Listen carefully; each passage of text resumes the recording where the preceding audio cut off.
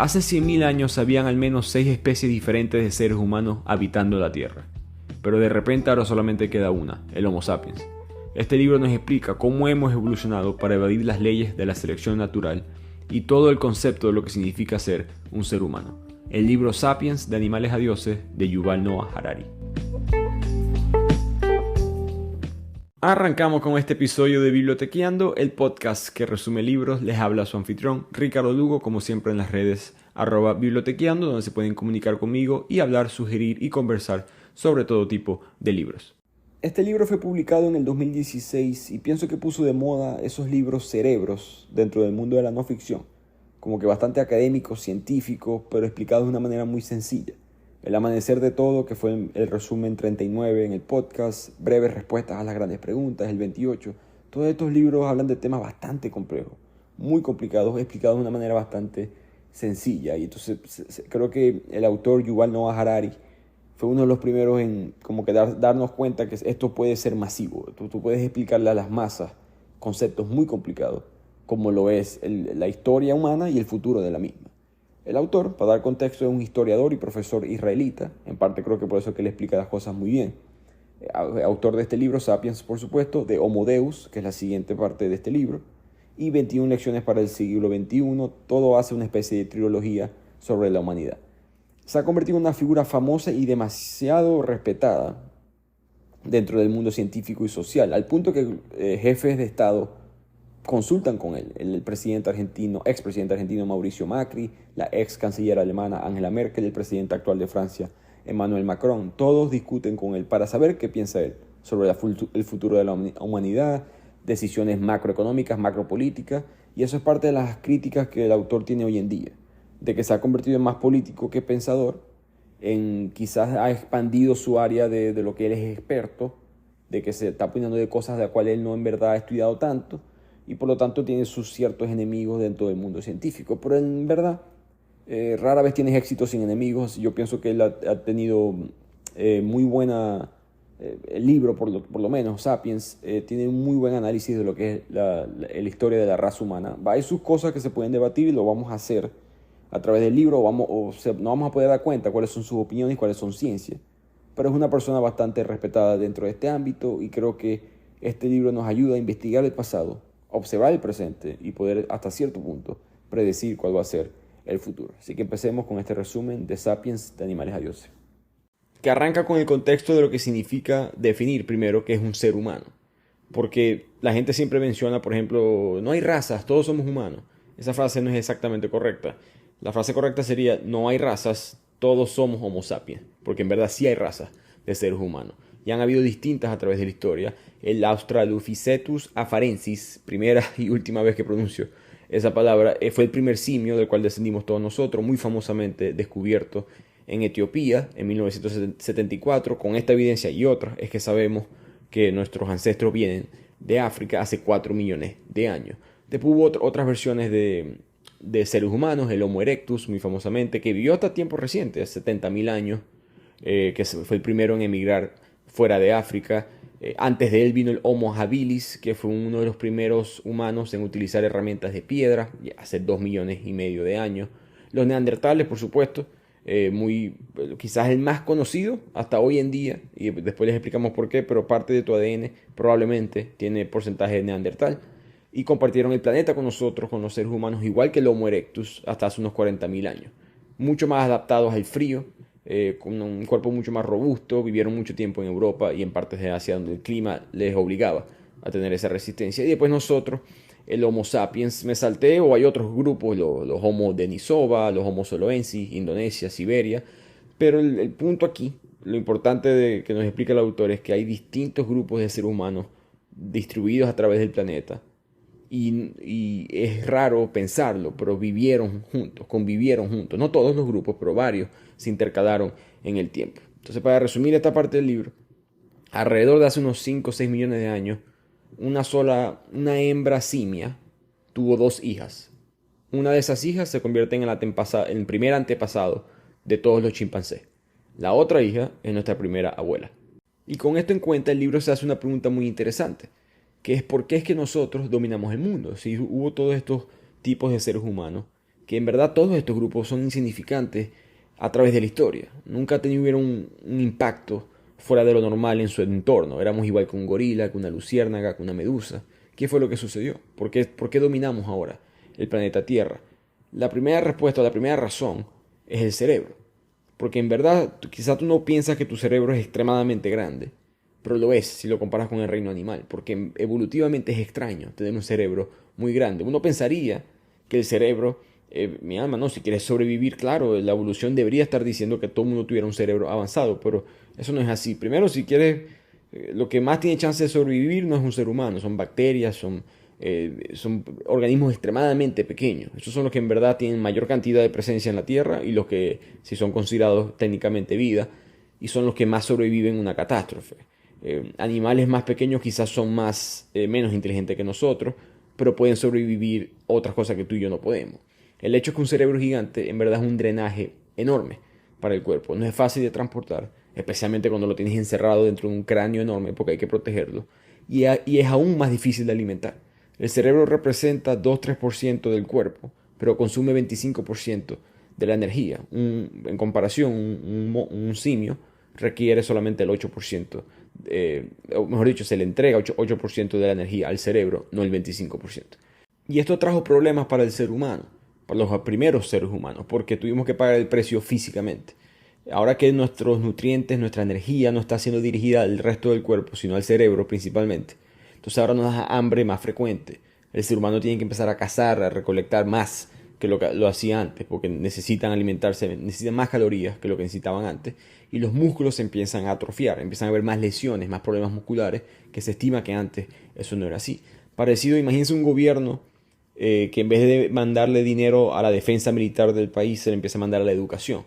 Bueno, ahora tu país va a ser más inteligente, pero vas a ser vulnerable militarmente o físicamente.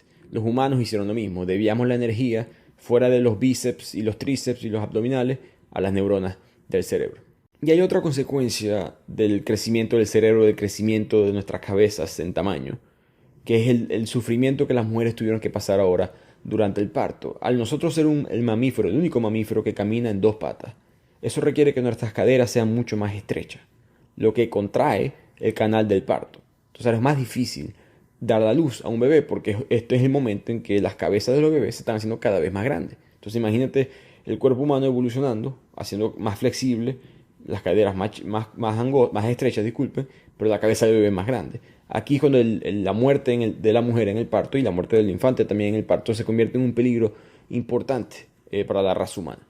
Entonces lo que pasó en consecuencia es que la selección natural empieza a favorecer a los nacimientos más tempranos. No sé si han visto un video alguna vez de una jirafa, por ejemplo, nacer.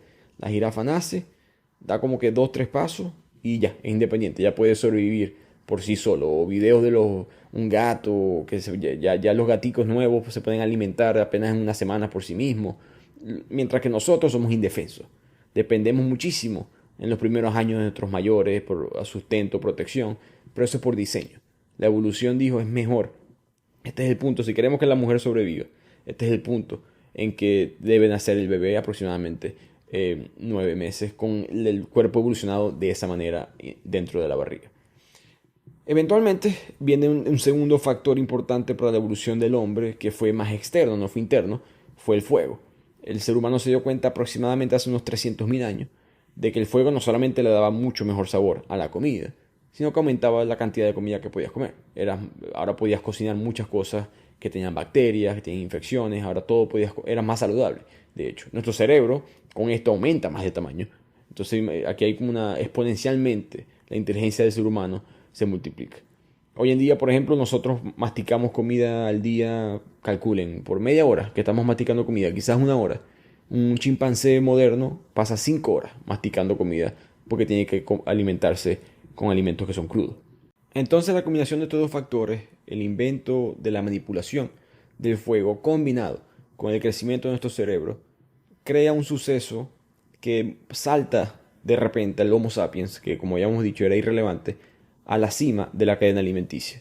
Y esto es lo que se llamó la revolución cognitiva. En esta época fue la primera vez que el mundo es testigo de la invención de cosas, lámparas de aceite, arco, flecha, aguja.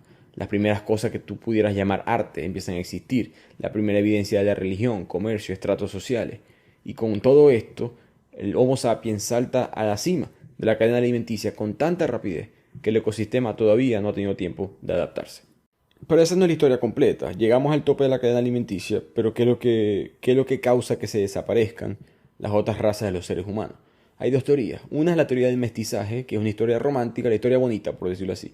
Atracción, sexo, mezcla entre las razas. Cuando digo razas, del Neandertal con el Sapiens. Esto es inquietante pensarlo, emocionante desde un punto de vista científico, de que el Homo sapiens pudo en algún momento de la historia tener relación sexual con un animal o una especie diferente y tener hijos juntos con esa especie.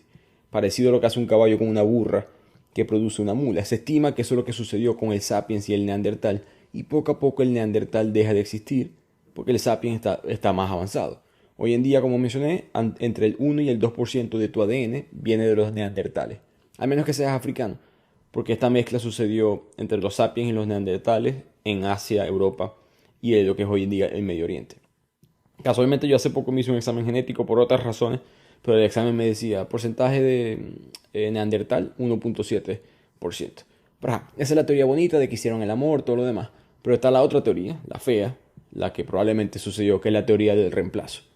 Una historia muy diferente, una historia no de atracción y sexo, sino de repugnancia y probablemente genocidio. Se piensa que en este encuentro entre las dos razas, el resultado fue la primera y más importante campaña de limpieza étnica de la historia. El Sapiens simplemente arrasó con todos los neandertales y esa es la historia moderna, por decirlo así. Así es como estamos nosotros, como el único ser humano restante en el planeta Tierra.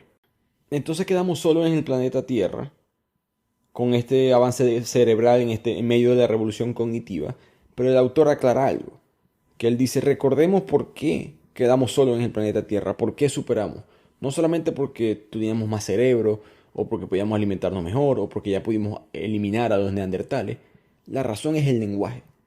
El lenguaje, se estima que los neandertales también podían hablar, pero él argumenta algo muy interesante, que es que nosotros, los sapiens, podemos chismear. Podemos hablar de cosas que no existen, y esa es la diferencia. Un neandertal capaz podía decir, aquí hay un león, aquí hay comida, aquí está tu mujer, aquí está tu hombre, etc. Pero no podía comunicarse sobre cosas que no existían, en cosas que existen solamente en la teoría. Solamente el Homo sapiens podía hacer eso. Solamente tú y yo podemos hablar sobre un país, sobre una religión, sobre la igualdad, sobre el amor, sobre la justicia. Puras cosas que el autor menciona son mitos. Pero estos mitos le dan al sapiens la capacidad sin precedentes de cooperar con flexibilidad en grandes cantidades, que es clave. Porque tú puedes cooperar con 2, 3, 4, 5, 20 personas, pero cooperar con grandes cantidades solamente lo puedes hacer si se cree en un concepto teórico. El único animal que puede hacer eso es el sapiens. Dos católicos que nunca se han conocido pueden ir juntos en una cruzada o juntar fondos para construir un hospital porque ambos creen este concepto abstracto de un dios o de un bien común. Dos serbios, dos ucranianos, etcétera, elijan un país que nunca se han conocido, pueden arriesgar sus vidas para salvarse porque ambos creen en la existencia de su país. Ambos creen en su bandera, ambos creen en su patria. Dos abogados van a defender a esos serbios, a esos ucranianos, porque a pesar que no se conocen, nosotros ambos creemos en el derecho, en los derechos humanos, en la justicia, en las leyes. Todas estas cosas son mitos, no existen. Y esta realidad imaginada ejerce muchísima fuerza en el mundo real, es lo que argumenta el autor. Y solamente por esa habilidad de pensar abstracto, de pensar teórico, el autor argumenta que nosotros reemplazamos los neandertales no con la fuerza, sino con la lengua. Así que pasemos ahora a esta parte del libro. Seguimos todavía en la primera parte del libro que trata de entender cómo era la vida de Adán y Eva, es el nombre de esta sección, mencionando básicamente cómo era la vida de los primeros sapiens ahora que quedaron solos, cómo es el diario. Y es difícil, es la respuesta. Siempre ha sido mi problema con la arqueología. La arqueología consigue unos artefactos en medio de unas cuevas en Turquía y te dice, bueno, te fijas que este plato tiene esta comida, entonces ellos hacían esta comida y esta parte tiene estos granos, entonces ellos cultivaban esos granos. Y esta pintura tiene esta obra donde hay una orgía sexual, entonces practicaban orgías sexuales todos los días y es como que los humanos somos muy malos en predecir el futuro. Somos peores aún en predecir el pasado. Y yo creo que hay que tener cuidado con estas cosas, que el autor lo argumenta, me gustó que argumentó eso en el libro, que hay que tener, es problemático extrapolar la vida de las sociedades de hoy en día y combinarlas con las del pasado de estos cazadores recolectores. Por ejemplo, los cazadores-recolectores no vivían en sociedades como las nuestras, agrícolas, industriales. Solamente vivían en zonas fértiles, porque si no, no podían sobrevivir. Ya eso es una dinámica totalmente diferente, ¿no? Y sin mencionar que las sociedades cazadores-recolectores eran muy diferentes entre cada una.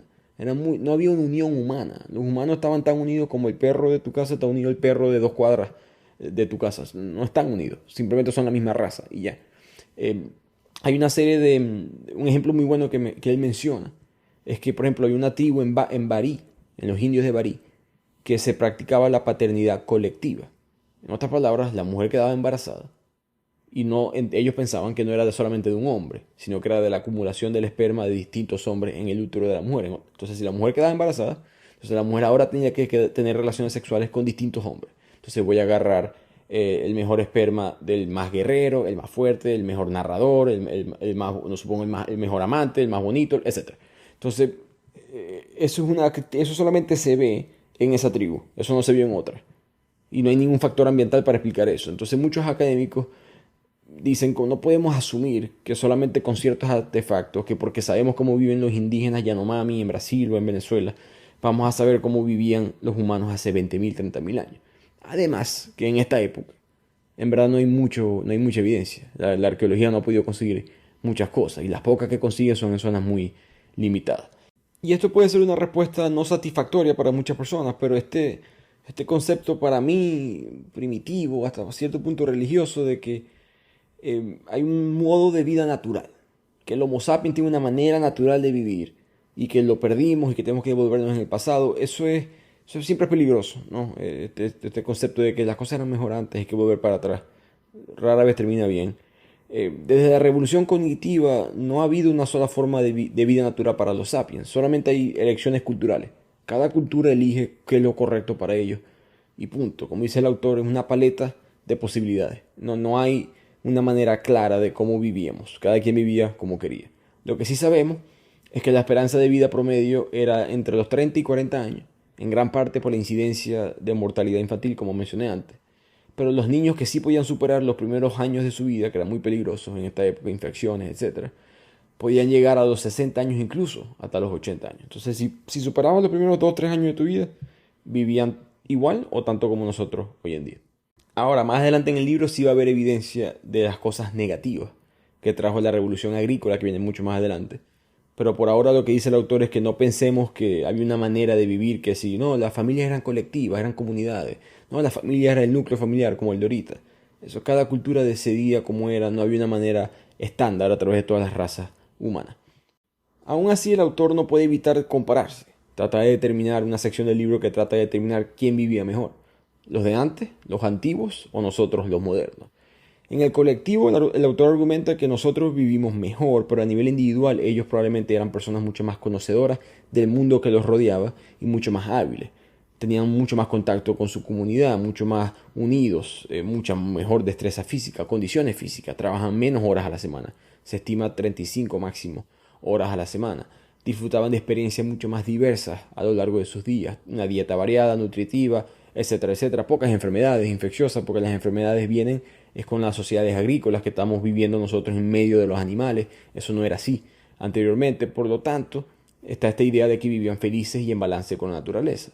Y sí lo vivían, pero también tenía sus cosas malas. El autor recuerda que 18 de cada 400 seres humanos de la época morían violentamente en esta época de cazadores-recolectores. 18 de 400, así por encimita, no suena como mucho, pero en realidad es un porcentaje bastante alto, 4.5%. Hoy en día solamente 1.5% de las personas mueren violentamente, y eso tomando la guerra y el crimen juntos. Y aún, para que tengan mejor contexto aún, el siglo pasado, el siglo de la Primera Guerra Mundial, el siglo de la Segunda Guerra Mundial, del Holocausto, de los campos de concentración, todo ese siglo, 5% de las muertes humanas se debieron a la violencia humana. Entonces, el siglo más sangriento de la historia de la raza humana, obviando por supuesto el genocidio que le hicimos a los neandertales, porque no estamos claros en los números ahí, el siglo más violento básicamente es lo mismo que el diario o el año común y corriente en la vida de los cazadores-recolectores. Entonces, este mundo, como todo, tenía sus cosas buenas y sus cosas malas. Un sentimiento de comunidad, poco trabajo, dieta diversa, alta mortalidad infantil, accidentes menores, se te fracturaba un tobillo y listo, hasta ahí llegabas, te comí algo más importante, más grande que tú, más rápido que tú te iba a comer. Así que probablemente no va a haber una respuesta clara a cuál vida era mejor. En ciertos aspectos claramente vivían mejor, en otros aspectos no. Y de aquí el autor pasa al concepto del exterminio. Y creo que por eso que el libro es controversial y el autor es controversial, porque él dice o nos recuerda cosas que son realidades difíciles de admitir para nosotros mismos sobre la naturaleza o la historia de la humanidad. Él dice que recordemos que nosotros no podemos decir que vivíamos en balance con la naturaleza cuando estábamos exterminando a la naturaleza. No solamente eliminamos a las otras razas de los seres humanos, sino que no paramos y continuamos eliminando a otros animales. El ejemplo de Oceanía, cuando nosotros llegamos a Oceanía, a Australia, hace 45.000 años, ese día habían 24 especies de animales que pesaban 100 libras o más. Solamente 2.000, 3.000 años después, ya quedaban menos de la mitad, unos miles de años después quedaba solamente una. O sea, en cuestión de un abrir y cerrar de ojos en términos evolutivos, nosotros exterminamos casi todos esos animales. Y eso se vio, esa misma dinámica se vio en otras partes del mundo. Cada vez que el sapien llegaba a un nuevo lugar, a una nueva parte del mundo exterior, por decirlo así, exterminábamos casi todo. En Norteamérica, lo que es hoy en día América del Norte, 34 de sus 47 grandes mamíferos fueron extintos en solamente 2000 años. En América del Sur, 50 de 60 en el mismo tiempo. Entonces, nosotros hemos llevado a la extinción aproximadamente a la mitad de las grandes bestias del planeta, antes que pudiéramos inventar la rueda, la escritura o las herramientas de hierro. Apunta simplemente con la habilidad de chismear, con la habilidad de cooperar en grandes números.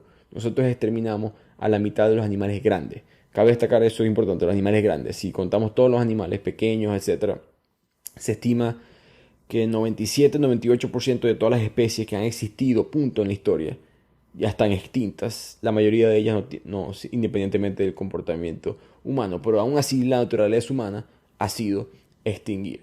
Y él dice que, por supuesto, esto hay que cambiarlo. Él no está promoviendo que nosotros sigamos con esta dinámica. Pero es curioso o interesante entender que desde el día uno ese ha sido nuestro comportamiento humano.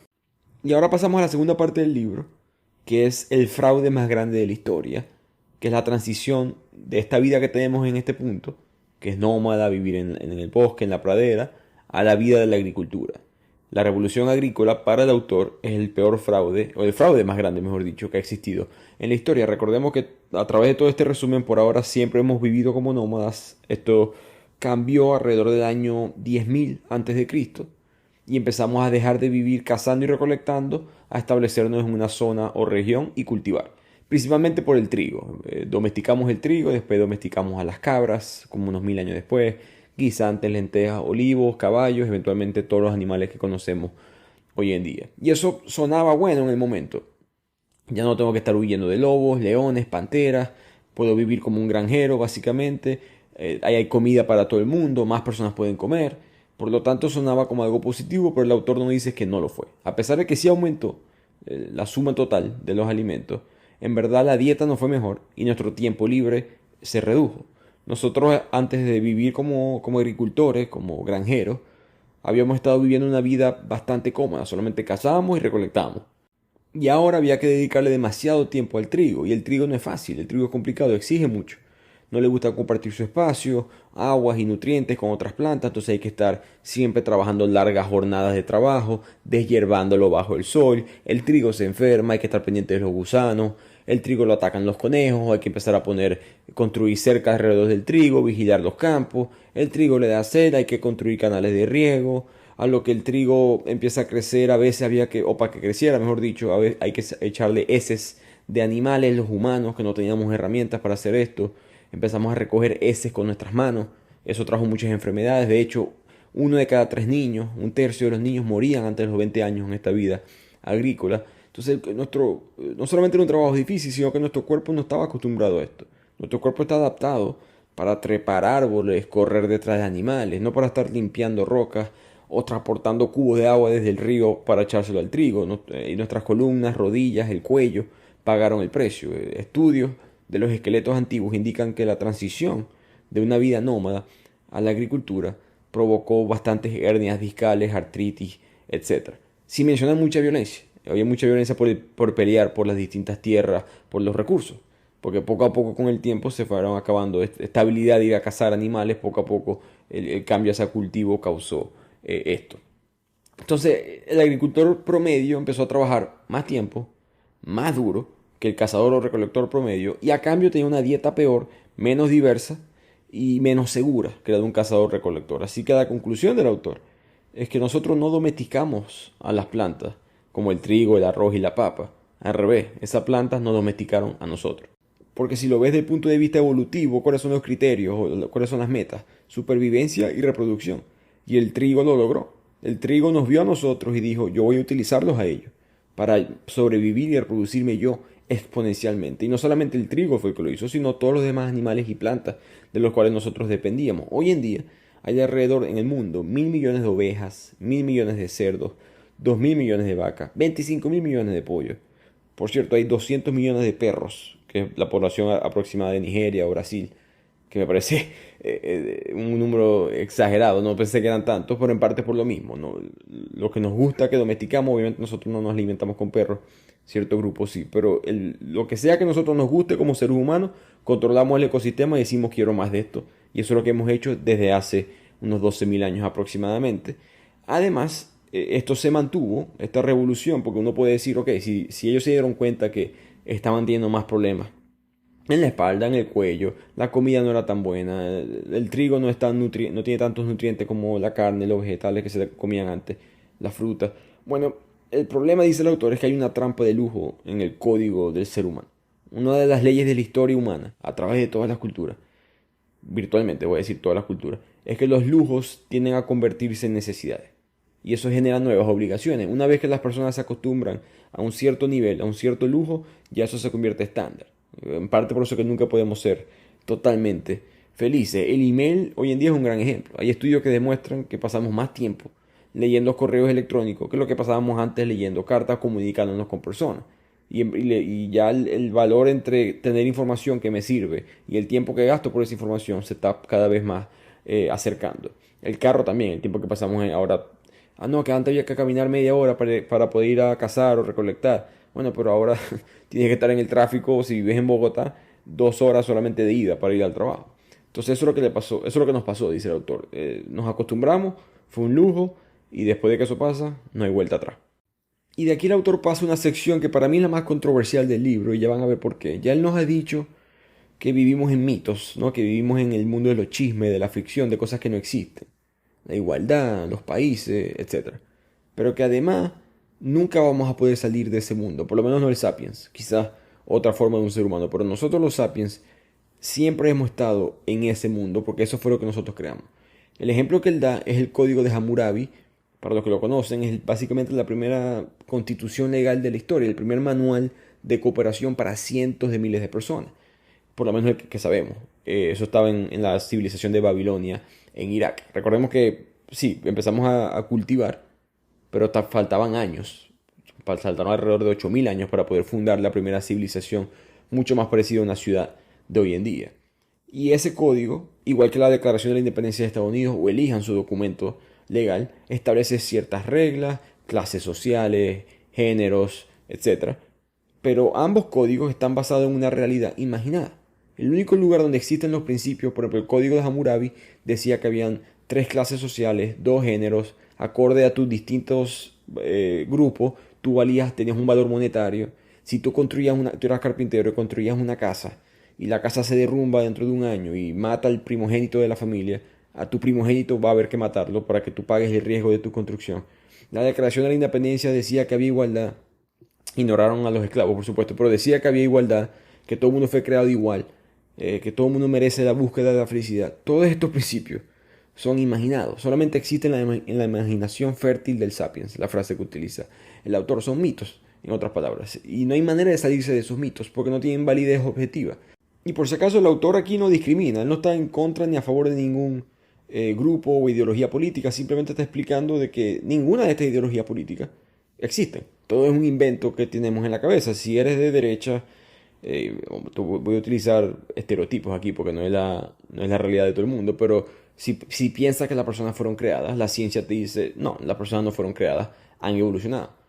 Si eres una persona quizás de izquierda y crees en el concepto de la igualdad, bueno, la ciencia te dice, no somos iguales, nosotros no evolucionamos para ser iguales. De hecho, la idea de la igualdad viene de la religión. Entonces ambos ustedes vienen del mismo lado, es lo que dice el autor, y que al final de cuentas, nosotros no evolucionamos, no, la evolución no se basa en la igualdad, se basa en la diferencia.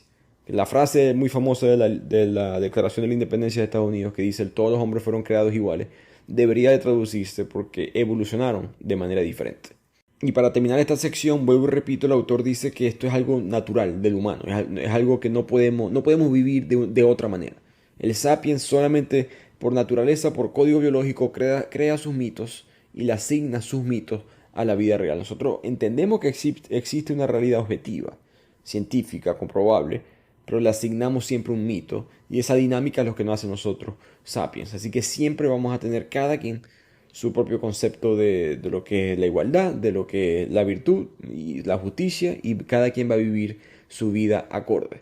Cierro este capítulo con una frase de Voltaire, el filósofo francés, que una vez dijo, hablando sobre Dios: Dios no existe, pero no le digas eso a mi sirviente, que después me asesina en la noche. Y para hacer más énfasis en ese punto, de que todo es un mito, de que el mundo no es justo, de que el mundo no es igual, él llega a la conclusión de que no hay justicia en la historia, que eso es muy triste. Él está peleando en contra de eso, por supuesto. Como mencioné al principio del resumen, él tiene una empresa, una fundación buscando la mejora del mundo, asesora a distintos líderes políticos, pero que a través de la historia la conclusión es que hay un círculo vicioso de injusticia.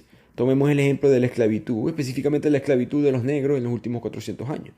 Esa dinámica de los europeos esclavizando africanos empieza a explotar, por decirlo así, a aumentar entre el siglo XVI y el siglo XVIII.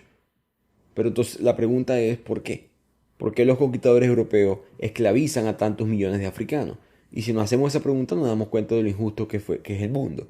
Pero lo que el autor dice es, si nos hacemos una pregunta más, vemos más claramente lo injusto que es el mundo. Si nos preguntamos, ¿pero por qué esclavizaron a africanos?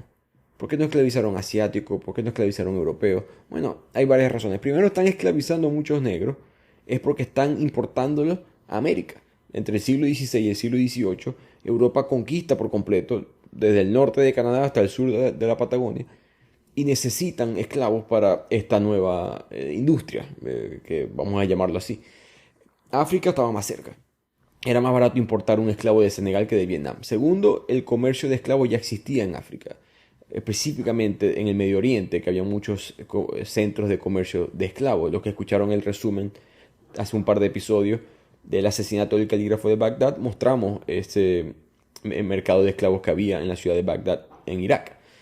Y tercero, y esta es la principal razón por la cual los conquistadores europeos importan esclavos, esclavizan esclavos negros y los traen a América, era la inmunidad genética de los negros. Las plantaciones americanas estaban plagadas de malaria, de fiebre amarilla, estaban muriéndose todos los indígenas, que fueron los primeros esclavos, en verdad, de los europeos en América. Al faltar esa mano de obra, los europeos tienen que reemplazarla de una u otra manera. Por lo tanto, buscan a los africanos. ¿Por qué? Porque la fiebre amarilla, la malaria, son enfermedades que se originaron en África. Entonces los africanos ya tenían inmunidad genética. En consecuencia, y esto es muy irónico y es la razón por la cual este ejemplo es lo que utiliza el autor para representar lo injusto que es el mundo. La superioridad genética de los negros en términos de inmunidad, la superioridad genética del africano, se tradujo en una inferioridad social. Tristemente, el hecho de que los africanos estaban mejor y eran más sanos en climas tropicales que lo eran los europeos y los que lo eran varios indígenas, causa que ellos terminen como esclavos de los europeos. Y eso muestra el círculo vicioso de la injusticia en la historia, que el mundo no fue creado para ser justo, que no significa, por supuesto, que no deba ser, que deba ser injusto. Estamos trabajando para que lo sea. Pero esto es un libro sobre la historia del ser humano y la injusticia merece su capítulo. Entonces el mundo es injusto. Hay discriminación, esclavitud, el patriarcado, que él lo menciona medio como que rapidito en el libro, pero me pareció interesante que él dice, para demostrar que la injusticia es universal, miren el patriarcado. El patriarcado estaba en los grupos de cazadores-recolectores, estaba en los grupos después de la revolución agrícola, estaba en los africanos, en los asiáticos, en los europeos, en América antes de Colón, en América después de Colón, en los aztecas, en los incas.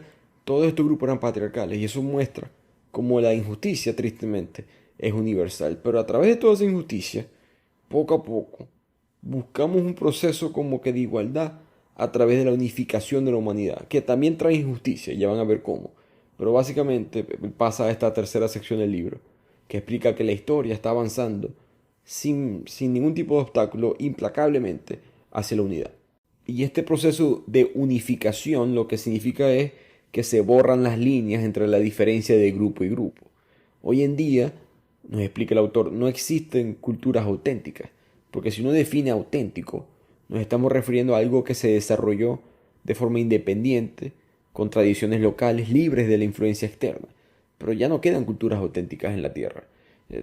Hace unos siglos, ya todas las culturas del mundo fueron cambiadas totalmente, que ya no se reconocen por la influencia del mundo en ellas. Si uno analiza la cocina, es una manera muy interesante de darse cuenta de eso, específicamente la cocina étnica.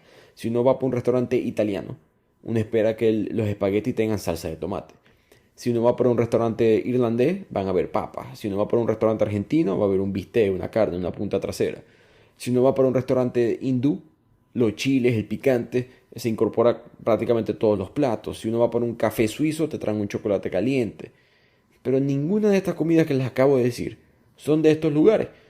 Los tomates, que son de los italianos hoy en día, para los espaguetis por lo menos. Los chiles, que los hindúes lo utilizan para el picante. Y el cacao, que lo utilizan los suizos, todos son mexicanos, los tres. Llegaron a Europa y Asia después de que los europeos conquistan a México. Julio César y Dante Alighieri, dos de los italianos más famosos de la historia, en su vida comieron espagueti con salsa de tomate. Ningún suizo en la historia antes del año 1500 había probado el chocolate. Buda nunca probó comida picante. Las papas, perdón, llegaron a Polonia y a Irlanda hace unos 400 años apenas. El único bistec que se conseguía antes de la llegada de Cristóbal Colón en Argentina era de lama, no habían vacas. Entonces, que no hay cultura auténtica. Lo que nos une, nos guste o no, ahí son tres cosas: el dinero, el imperialismo y la religión. Como les dije, este libro es controversial, así que analicemos por qué el dinero, el imperialismo y la religión son las cosas que nos han unido a través de la historia. Empecemos con el primero, que es el dinero. Como dicen los estadounidenses, todos somos de distintos colores, pero todo el mundo habla verde, todo el mundo habla en dólar. Los comerciantes creen en esto. Los comerciantes, el mundo es simplemente un mercado. Todos los humanos son un cliente potencial, por eso es que el dinero une. Un ejemplo que utiliza el autor es que los cristianos y los musulmanes no se pueden poner de acuerdo en muchas cosas. ¿Por qué? Porque están creyendo en religión. La religión te pide creer en algo. Pero el cristiano y el musulmán se sientan uno al lado del otro y pueden creer en la misma moneda, pueden comprar un producto por el mismo valor, etcétera, etcétera. ¿Por qué? Porque el dinero no te pide creer en algo. El dinero te pide que creamos que otras personas creen en algo, que es diferente. Lo que a mí no me vale, pero a alguien más le vale, eso tiene su valor. Y algo que asusta de eso es que al dinero ser un mito, al dinero ser otra ficción, otra cosa que nosotros mismos inventamos, entonces el dinero se convierte en la misma realidad hoy en día en algo hasta cierto punto intangible. La suma total del dinero en el mundo, el dinero en circulación, son 60 billones de dólares. Para los que están acostumbrados a escuchar las cifras en inglés, serían 60 trillones de dólares. Pero eso es, el libro está publicado en el 2016 y ese número ha cambiado, pero eso es lo que existe en valor. Si cuentas lo que existen en monedas y billetes, solamente hay 6 billones de dólares. En otras palabras, 90% del dinero no existe. Solamente existe en una computadora que dice que el dinero existe. Y todos confiamos en eso, porque así somos nosotros los sapiens. Confiamos en los mitos y siempre ha sido así. En Oceanía, en África de antes, las conchas de mar se utilizaban como dinero, hace 4000 años. Los impuestos, de hecho, en Uganda todavía se podían pagar a principios del siglo pasado con esas conchas. En Auschwitz le quitaron el acceso a los judíos durante el Holocausto a cualquier tipo de moneda, cualquier tipo de servicio financiero, acceso al sistema financiero. Pero no importa, la gente se inventa algo que tenga un valor. Dentro de Auschwitz estuvo reportado que un pan valía 12 cigarrillos, un paquete de margarina, 30 cigarrillos, un reloj, si querías un reloj, 200 cigarrillos. Por supuesto, lo más caro en estas situaciones, una botella de alcohol de 0.25 galones, 400 cigarrillos. No debe ser fácil conseguir 400 cigarrillos, pero la gente lo hacía, porque la gente cree en la moneda. Y eso siempre ha sido así. La moneda, el denario, que era la moneda del Imperio Romano, la confianza en ese imperio era tan grande que hasta fuera de sus fronteras la gente aceptaba esa moneda, parecido como hoy en día se aceptan las monedas más importantes del mundo en distintas partes. Por algo, cuando yo hice el segundo capítulo de este podcast, que fue La Divina Comedia, Infierno, de Dante Alighieri, uno de los pecados, de los peores pecados, era la falsificación. Porque no significa hacer trampa y ya. Es una violación a lo que significa la soberanía, a lo que significa ser un ser humano. Estás violando la confianza que hay entre tú y yo. Es muy primitiva, es muy intuitiva para nosotros. Y la conclusión del autor es que a pesar que durante miles de años filósofos, pensadores, profetas llaman al dinero como la raíz de todos los males, y por supuesto tiene sus cosas malas, él piensa que en verdad el dinero es el principal promotor de la tolerancia humana. El dinero es más abierto que el idioma. El dinero es más abierto que las leyes estatales, más abierto que los códigos culturales, que las creencias religiosas, que los hábitos sociales, que los hábitos sexuales. El dinero en verdad es el único sistema fiduciario que no discrimina por motivos de religión, género, raza, edad, orientación sexual, nada. A mí me dan $100 y son $100, no importa de dónde vengan. Pasemos ahora al segundo factor que unifica al ser humano, que es el imperialismo. Este es el más difícil de procesar, ¿no? Porque el imperialismo es algo negativo, por definición, básicamente. Pero el autor no está argumentando si algo es bueno o malo. Simplemente está diciendo une o no une. Eso es todo. No le asignemos un valor moral. Simplemente entendamos lo que significa unir. Unir es que se borran las diferencias. Esa línea entre grupo y grupo se pone borrosa. Y los imperios logran eso. Porque un imperio gobierna sobre un número significativo de pueblos que son distintos. Distinta cultura, distinta identidad, distintos territorios. Grupos que antes no se comunicaban o quizás no se identificaban todos como el mismo. En segundo lugar, los imperios tienen fronteras flexibles. A ellos no les importa. Ellos no dicen, hasta aquí llego yo. De aquí para allá todos los demás no pueden ser parte de mi grupo. Los imperios al revés. Dicen, no, todo el mundo puede ser parte de mi grupo. Yo puedo expandir, yo puedo tragar y digerir más y más naciones, más y más territorios. Un ejemplo perfecto de esto sería el Imperio Británico. Hace 125 años, cualquier esquina del mundo podía caer bajo la brutal opresión del Imperio Británico. Hoy en día, Inglaterra no le interesa hacer eso, así que Inglaterra ya no es un imperio. Por lo tanto, construir y mantener un imperio cuesta bastante dinero y requiere masacre de los pueblos y opresión de los que quedan. Eventualmente los imperios caen, pero dejan legados ricos y duraderos en cuanto a la unión se refiere.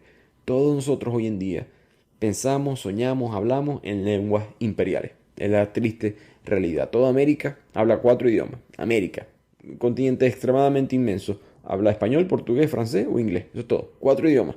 En Europa ni sé cuántos idiomas hay. En América hay 4. Los egipcios hoy en día se sienten orgullosamente árabes, musulmanes, y todo eso fue dado por un imperio que los invadió y los aplastó en el siglo VII, que fueron los musulmanes cuando lo conquistaron. 1000 historias como esa hay a través de todo el mundo. ¿Qué hacer con esa información? Es difícil, ¿no? Es difícil de procesar. Creo que es un tema bastante hablado hoy en día, cuando la gente identifica cosas que son legados de un imperio que específicamente fue opresor hacia tu propio grupo. ¿Qué se hace con eso? ¿No? Eliminamos las cosas de ese imperio para tratar de recuperar mi cultura auténtica. Es difícil de hacer, ya argumentamos que no existen las culturas auténticas. Y al mismo tiempo, normalmente cuando eliminas una cosa lo que haces es reemplazarla con otra, que no es más nada que el legado de otro imperio más antiguo. Es simplemente otra cosa, pero es otro imperio de otra manera. Si un nacionalista hindú destruye todos los edificios dejados por los conquistadores británicos, estuviera destruyendo la estación de tren de Mumbai, por decirte algo. Capaz a la gente no le importa eso, pero también vas a destruir el Taj Mahal, uno de los edificios más populares de la historia, porque eso lo hicieron los conquistadores musulmanes de la India. ¿Qué hacemos con eso? Entonces la cuestión de la herencia cultural es muy compleja. Y es más complejo aún cuando nos damos cuenta de cómo es la situación actual. El autor dice, hay un nuevo imperio global. Los estados, los países de hoy en día están perdiendo rápidamente su independencia. Ninguno de ellos en verdad es real, puede ejecutar sus políticas económicas, sociales, como les dé la gana. Tienen que responderle a alguien más. ¿Quién es alguien más? El imperio global. Tú no puedes lanzar unas elecciones si no cumples ciertos requisitos democráticos de la comunidad internacional, igualmente con ciertas leyes financieras. Lo que es que este nuevo imperio no está gobernado por ningún estado, no está gobernado por ningún grupo étnico específico, ninguna raza. Está gobernado por una élite que es multiétnica, es diversa, y se mantiene unido por una cultura o por una creencia única. Esa creencia puede ser los derechos humanos, lo que es la Organización de las Naciones Unidas, etc. El argumento del autor es que los imperios siempre existen, simplemente cambian su ideología. ¿Y por qué esto sucede? ¿Por qué el imperio siempre existe? Porque la mayoría de las élites que controlan estos imperios sinceramente creen que están trabajando por el bienestar general de todo el mundo bajo el imperio. Por eso que no hay frontera. El imperio británico no creía en frontera. El imperio romano mucho menos creía en frontera. El imperio, digamos, este ejemplo global moderno que da el autor de los derechos humanos, tampoco cree en frontera. Ellos están seguros de que están dándole la verdad a los demás. Los califas musulmanes le estaban diciendo a los pueblos ignorantes que no sabían del profeta Muhammad, así que de Mahoma. Vamos a voluntariamente unirlos o si no con la espada. El imperio Maurya que les dijo lo mismo a Asia diciéndole: "Hey, vamos a enseñarle a ustedes sobre Buda, si no ustedes son ignorantes". Los españoles, los portugueses que dijeron: "No estamos yendo a América y a la India buscando riqueza, estamos yendo en verdad a convertir a la gente a la verdadera fe, a la religión católica". Los soviéticos se sintieron obligados de facilitarle al mundo esta marcha histórica en contra del capitalismo, esta utopia comunista. Los estadounidenses del siglo XXI diciéndole al mundo: "Te voy a mostrar los beneficios de la democracia, voluntariamente o con misiles si toca". En conclusión, el autor piensa que a través de la historia, el imperio, para bien o para mal, unifica al ser humano porque une a todo el mundo bajo una misma idea, algo que antes no tenían. Pasemos ahora al tercer factor, que es la religión. Si no les pareció suficientemente controversial el dinero y el imperio, creo que ahora viene la que va a rematar para muchas personas. La religión, ya me estoy imaginando los mensajes directos en Instagram. La religión hoy en día se considera una fuente de discriminación, desacuerdo, desunión. Pero la religión en verdad ha sido un gran unificador de la humanidad, es lo que argumenta el autor. Es un sistema complejo de normas y valores, no es una costumbre. Entonces es importante definir eso porque tenemos que entender qué es lo que es una religión. Si tú tocas madera para la buena suerte, eso no es una religión. Incluso si crees en la reencarnación, eso no es una religión. A menos que la creas como los hindúes, que ellos sí que hay ciertos estándares de comportamiento hoy en día. En ese caso sí es una religión, pero una creencia aislada no es una religión, ni tampoco lo es una superstición. Para ser considerado una religión tienes que tener un sistema de normas, un sistema de valores que tienen que estar basados en leyes sobrehumanas, no en decisiones humanas. Mucha gente siempre dice que el deporte o el fútbol es una religión. No lo es, dice el autor, porque a pesar de sus muchas reglas, sus ritos, sus rituales, sus cantos, todo el mundo sabe, eso no es un secreto, nadie lo va a negar, que el fútbol fue inventado por los seres humanos. Y cualquier día del año la FIFA puede cambiar el tamaño de la cancha, puede quitar la regla del fuera de juego, etc. Las cosas no es inmutable, no es universal. La creencia ser humana de la religión tiene que ser universal, siempre y en todas partes. La FIFA mañana, como dije, puede cambiar la regla, pero los 10 mandamientos son los 10 mandamientos. Así que universal y misionera. Quiere expandir, quiere decirle al mundo cuál es la verdad. Y lo curioso es que cuando la gente dice religión, piensa siempre en las religiones modernas, pero la religión actual, la religión antigua, solía ser extremadamente mente abierta, extremadamente exclusiva. No le interesaba mucho que todo el mundo fuera parte, tener que predicar su evangelio a los demás. Era simplemente: yo creo en esto y ya. Yo creo en los poderes de los dioses, pero eran dioses desinteresados, con poderes parciales, como que este es el dios del sol. Puede dar sol, puede hacer sol, no puede hacer más nada. No puede darme agua, no puede darme salud, no puede darme dinero, no, lo que me puede darme es sol y ya. Y este es el dios del rayo. No me puede dar sol, solamente me puede dar rayo. Y el politeísmo es, por definición, mente abierta. No hay dificultad de interactuar entre personas que creen en otros dioses porque tú por definición sabes que hay otros dioses. Pero después viene el monoteísmo y su gran problema siempre ha sido la intolerancia. La primera religión monoteísta que se conoce apareció en Egipto en el año 1350 aproximadamente antes de Cristo. Un faraón creía que uno de los dioses del panteón egipcio, el dios Atón, era el poder supremo que gobernaba el universo. Es la primera vez que tenemos escrito que alguien cree que hay un solo Dios. Pero por supuesto el ejemplo más común es el cristianismo. El Imperio Romano, curiosamente, recordemos que el Imperio Romano era pagano, ellos en verdad no les exigían a los cristianos que dejaran de creer en Jesucristo porque eran politeístas. Los paganos no les interesaban que creyeran en Jesucristo, en la Virgen María, no importaba mucho. Hagan sus rituales, hagan lo que quieran, celebren su última cena. En verdad, al Imperio Romano no le importaba que los cristianos fueran cristianos. ¿Qué pasa? que la intolerancia siempre gana. Nassim Taleb, un autor que yo he hablado bastante en este podcast, él siempre da ese ejemplo y lo comprueba matemáticamente. ¿Por qué tu restaurante siempre tiene opciones vegetarianas? No porque es bueno, no porque es mejor, no porque es la cosa correcta que hacer. Lo hace porque el vegetariano es intolerante. El vegetariano dice, no, no, no, yo no puedo comer lo tuyo. Tú tienes que darme algo, una opción mía en tu restaurante. Y por lo tanto, no hay opción normalmente carnívora en el restaurante vegetariano, pero sí hay una vegetariana en el carnívoro. Algo así parecido fue lo que pasó en el Imperio Romano. El romano pagano no le importaba mucho que el cristiano creyera en su Dios, pero el cristiano sí le importaba que el romano creyera en su Dios pagano. Por lo tanto, en verdad, el cristiano fue visto como una facción política que fue en contra del imperio. El cristiano se negó fuertemente a creer en la divinidad del emperador romano, en creer en los dioses de los paganos dentro del imperio romano, y por lo tanto los romanos empiezan a perseguir a los cristianos, como diríamos en mi tierra. Si te vas a poner guapo, bueno, vamos a ver quién es quién. Y los romanos empiezan a perseguir a los cristianos por alrededor 350 años hasta que Constantino declara el Imperio Romano cristiano y que cambia, el curso de la historia cambia por completo. Pero en esos 350 años solamente entre comillas, mueren unos pocos miles de cristianos. Por el contrario, en el transcurso de los siguientes 1500 años, los cristianos masacran a millones de personas a través de todo el mundo. Con este mensaje del amor y la compasión. ¿Por qué lo hacen? Porque es monoteísta. El monoteísmo, por definición, es mente cerrada. No acepta la creencia de alguien más. Y así como el autor dice que el imperio existe, cuando la gente a veces piensa que los imperios se acabaron, el autor te recuerda, no, ya va, pero es que tienes que entender la definición de un imperio para que veas cómo el imperio está tan vivo como antes. Él hace el mismo argumento, pero con la religión. En los últimos años, uno piensa que vive en una época donde hay menos creencias religiosas. El autor dice que es exactamente lo opuesto. Estamos en una época altamente religiosa. Lo que es que hemos cambiado poco a poco nuestra religión a unas nuevas religiones de leyes naturales.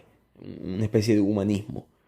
Y en el siglo pasado se vieron quizás las versiones radicales de estas creencias. El liberalismo, el comunismo, el capitalismo, el nacionalismo, el nazismo.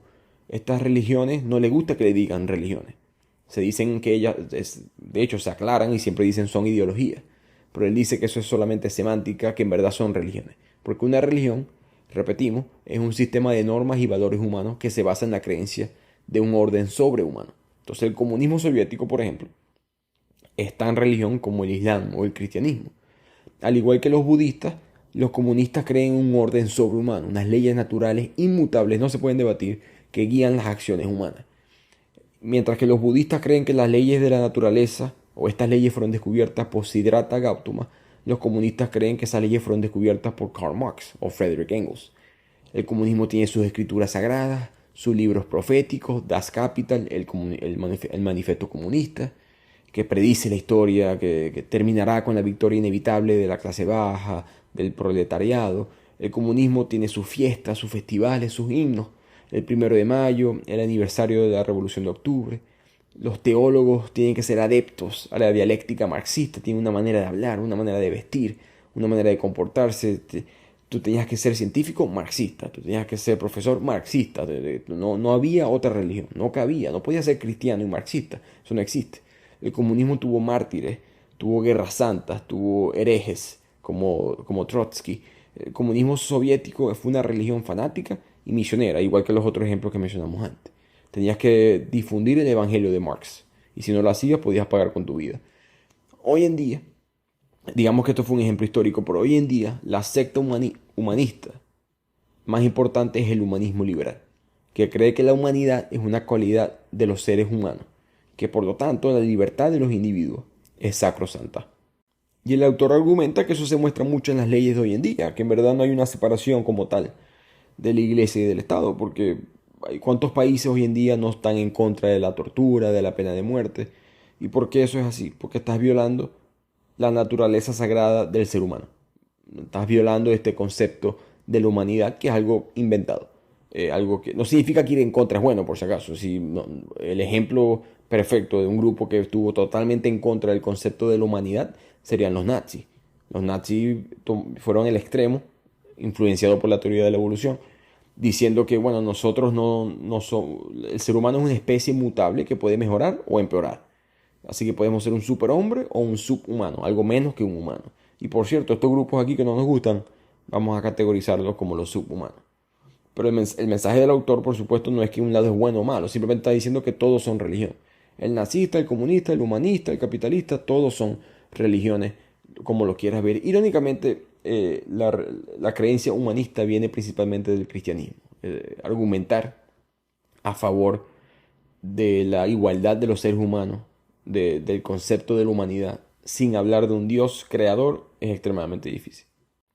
Pasamos ahora a una de las últimas partes del libro, que es la revolución científica, el descubrimiento de la ignorancia, que viene en gran parte promulgado por el descubrimiento de América. El descubrimiento de América, que no fue descubrimiento nada, pero ustedes me entienden, fue el acontecimiento más importante de la revolución científica. Porque hasta ese punto, todos los imperios anteriores siempre habían tenido una confianza, por no decir un egocentrismo, de que ya entendían el mundo. Los árabes llegan a Egipto, a España, a la India, y ya ellos no van a aprender nada de esos grupos. Ellos van a enseñar. Ya yo sé todo. Una especie de filosofía opuesta a Sócrates, que asume que no sabe nada. Y eso fue lo que le pasó a Europa. Cuando Europa descubre, entre comillas, descubre América, de repente el mundo se abre mentalmente. Y ellos, a pesar de que tuvieron sus cosas extremadamente mente cerrada, porque ¿quién lo va a negar? El autor dice que ellos trajeron una conciencia de que, bueno, vamos a ver qué es lo que el nuevo mundo me puede enseñar a mí. Cosas que otros grupos no hicieron. Un perfecto ejemplo de esto fue que en el año 1831 la Armada inglesa manda un barco a América del Sur, a las Islas Malvinas, a las Islas Galápagos, simplemente a cartografiar estas islas. Y el capitán del barco era un científico aficionado, no un científico de verdad, sino que le gustaba la idea de ser científico, por decirlo así. Como yo, lo que yo soy para un escritor, más o menos. Entonces él decidió agregar a un geólogo a la expedición. Y no conseguía uno, entonces decidió invitar a un graduado de la Universidad de Cambridge de 22 añitos, que terminó siendo Charles Darwin. Charles Darwin visita las Islas de Galápagos y lo demás es historia. Pero esto solamente pasa porque esta mentalidad que tenían las personas de este imperio, que por supuesto trajeron muchísimas cosas malas, con la ciencia. La ideología, la ciencia y la ideología mezcladas son horribles. En esta época hubo biólogos, antropólogos, incluso lingüistas, que estaban proporcionando pruebas científicas de que los europeos eran superiores a todas las demás razas. En consecuencia tenían el derecho, por no decir el deber, de gobernar a los otros grupos. Esto vino en verdad porque William Jones, curiosamente, argumentó que todas las lenguas indoeuropeas descendían de una sola lengua. Y cuando empezaron a investigar cuál fue el grupo que tenía esta única lengua, determinaron que era un grupo que había llegado a Europa desde Asia Central hace 3000 años y se llamaban ellos mismos Aria. En consecuencia, los eruditos europeos dijeron que ellos eran arios. Por supuesto, tristemente abriéndole el paso al movimiento nazi más adelante. Pero el punto es que nosotros vimos un boom de la revolución científica empezando en el año 1850. ¿Pero por qué? ¿Y por qué Europa? ¿Por qué fue Europa el que llevó la batuta de la revolución científica? Aunque no nos gusta admitirlo, hoy en día somos europeos. O sea, de una u otra manera somos europeos. En la manera de vestir, en la manera de pensar, en los gustos. Podemos ser anti-europeos en nuestra retórica, lo que dice el autor, pero casi todo el mundo en el planeta ve la política, la medicina, la guerra, la economía a través de ojos europeos. Escucha música que es escrita en algún tipo de idioma europeo, con estilos europeos, con palabras europeas. Es difícil salirse de ese mundo, como ya argumentamos antes. Entonces, ¿qué fue lo que pasó? ¿Por qué Europa, en este periodo de hace como 180 años atrás, empieza a dominar el mundo cuando ellos anteriormente eran extremadamente irrelevantes? La respuesta, dice el autor, es la combinación entre la ciencia y el capitalismo. Entonces Europa explota porque el capitalismo, si lo podemos definir en una sola palabra, es el crecimiento. El crecimiento de la economía. Porque el capitalismo te permite construir un presente a cuesta del futuro. Un perfecto ejemplo de esto es la industria farmacéutica. La industria farmacéutica saca la vacuna del COVID a una velocidad que nunca se había visto antes porque pueden invertir muchísimo dinero. Solamente con la creencia de que en el futuro yo voy a tener ese dinero. La creencia que la codicia individual mía es buena y al yo volverme más rico, eso le da beneficio a todo el mundo, que fue algo revolucionario en su época. Por supuesto, promulgado por Adam Smith, que trae esta teoría del capitalismo. Y el nuevo credo capitalista trae un mandamiento que es que para mantener la máquina andando del capitalismo siempre tienes que reinvertir. No permitas, no te sientes tranquilo con tu dinero, tienes que siempre reinvertir tu dinero. Y eso es lo que en verdad es un capitalista. Mucha gente a veces confunde un capitalista por alguien que tiene dinero o por alguien que tiene riqueza. Riqueza es algo que tú puedes enterrar en el patio de tu casa. Capital es otra cosa, se llama capitalismo, no dinereísmo o riquezaísmo, es capitalismo. Es bienes, es recursos, son acciones. Si tú tienes un fondo de retiro, una inversión, una propiedad, si tienes millas de una aerolínea, eso es capitalismo. Algún tipo de recurso, de algún tipo de bien que debería de aumentar con su valor con el tiempo porque está promoviendo el mismo sistema. Entonces, un rey o un faraón egipcio que quiere construir una pirámide y tirar todos sus recursos en esa pirámide, eso no es un capitalista. Un pirata que saquea toda una región para buscar un tesoro, no es capitalista. Un conquistador que invade una isla en el Caribe y se queda con todos los recursos, no es capitalista. Capitalista es reinvertir en la bolsa. Un obrero, un peluquero que se gana 200, 300 dólares al mes, estoy inventando el número, no importa, e invierte mitad de eso en la bolsa de valores, eso es un capitalista. Y ese capitalismo se ha convertido gradualmente en algo más que una doctrina económica. Ahora abarca ética, de comportamientos, cómo educar a tus hijos, cómo pensar. Pregúntale a un capitalista cómo llevar la justicia o la libertad política a un lugar como Zimbabue o Afganistán. ¿Cómo hacemos para mejorar la situación en tal país? Un capitalista te va a decir probablemente, bueno, la riqueza económica, una clase media próspera, instituciones democráticas estables que promuevan el ingreso, las inversiones extranjeras. Capitalista.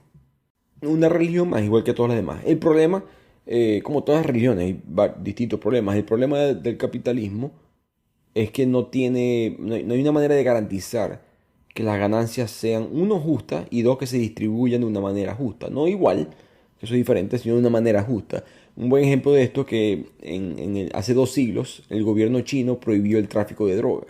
Estaban teniendo muchos problemas con la droga, pero los traficantes de drogas todos eran británicos en esa época, tenían muchas relaciones. De hecho, Hong Kong tiene una historia interesante en cuanto a eso. Pero las autoridades chinas empezaron a confiscar y a destruir los cargamentos de drogas que llegaban del Imperio Británico. Pero esos carteles de la droga tenían sus conexiones en Westminster, en Downing Street. Muchos diputados y ministros del gabinete tenían acciones en las compañías farmacéuticas que estaban vendiendo droga ilegalmente en China, que era un mercado grande.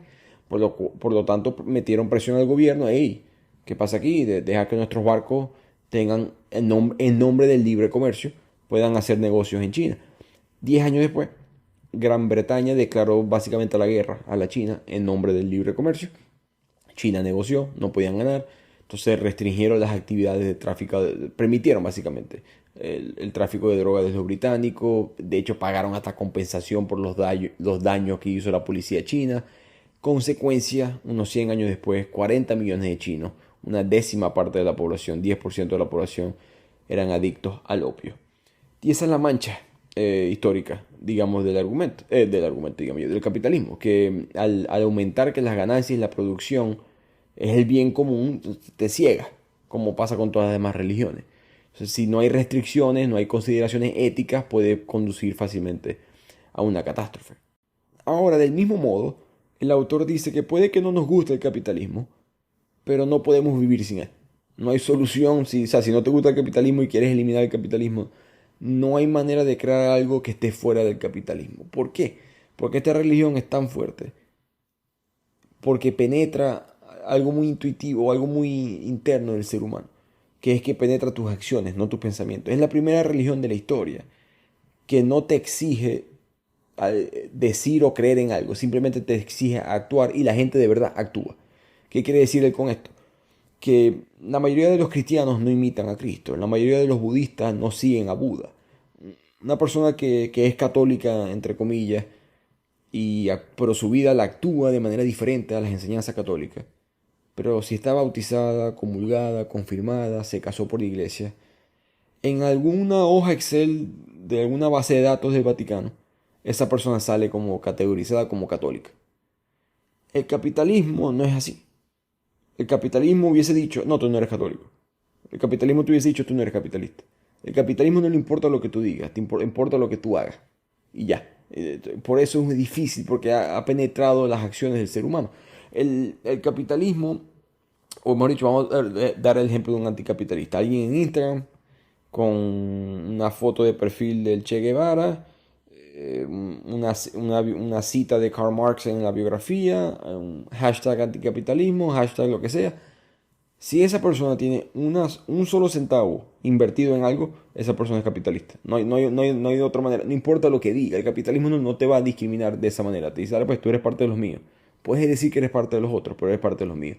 Y eso es lo que dice el autor, que hace que esta religión, para él, siempre se va a mantener, porque es la primera religión en la historia cuyos seguidores realmente hacen lo que se les pide que hagan.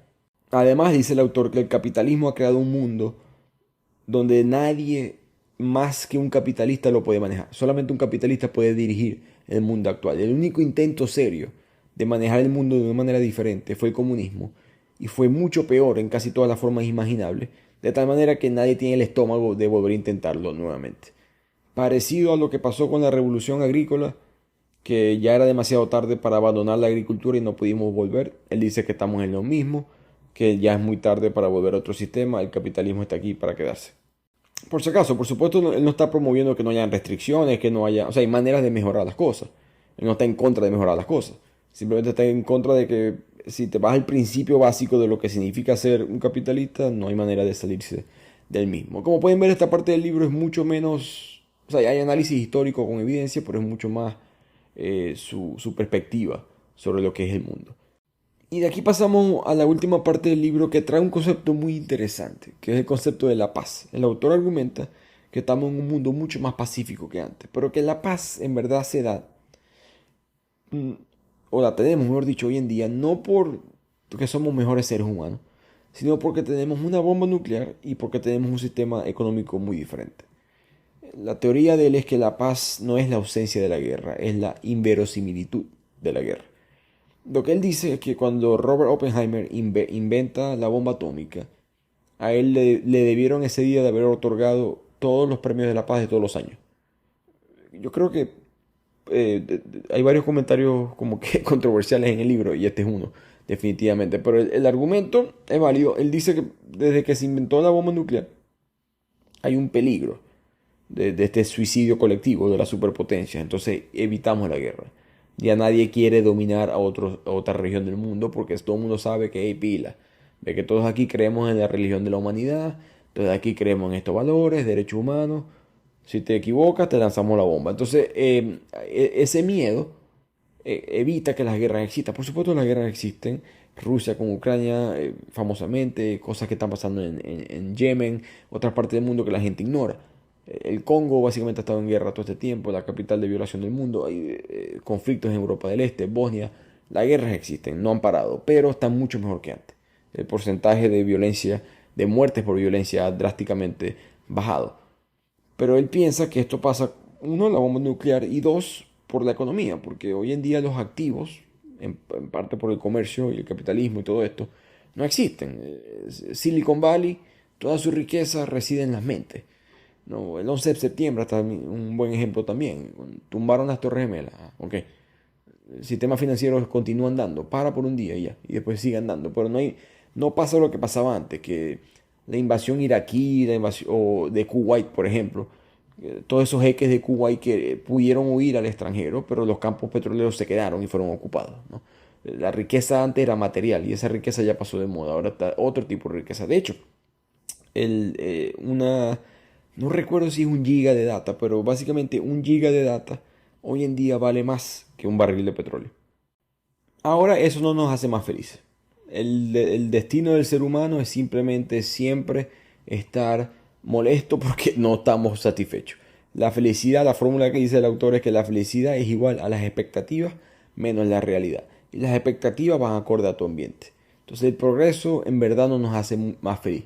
Ese es el gran engaño del progreso, que en verdad progresamos y no importa mucho porque la siguiente generación no le va a importar que la generación anterior progresó. Siempre vamos a estar buscando más. Y ese quizá es nuestra bendición, al mismo tiempo nuestra maldición como seres humanos. El libro termina diciendo que va a haber él piensa que va a haber una sustitución del sapiens, como volviendo al origen del libro. Han habido distintas razas del ser humano. Él cree que va a venir algo nuevo, algo va a pasar, que o vamos a ser inmortales. Él predice, de hecho, que en el 2050 ya va a existir la primera persona que va a ser inmortal. La ciencia va a avanzar de tal manera que vamos a ser inmortales. O vamos a tener una nueva versión de un ser humano. Por ejemplo, si nosotros, ya estas empresas están existiendo que quieren desarrollar Neuralink, quiere desarrollar un chip que vaya en tu cerebro y el mundo cambia por completo, parecido a Matrix, como te conectas y aprendes cosas y te comunicas diferente. Si eso llega a ser así, eso es un sapien. O sea, es un ser humano, claramente es un ser humano, pero ya eso no es un sapien, ya eso es otra cosa. Ya estamos totalmente cambiando lo que significa ser un ser humano. Sapien sería otra versión, otra raza de un ser humano. Y cuando eso pase, es que va a venir el Homo Deus, el Homo Dios, que es el segundo libro de esta trilogía, basada en la historia del ser humano y cómo hemos dominado el planeta Tierra.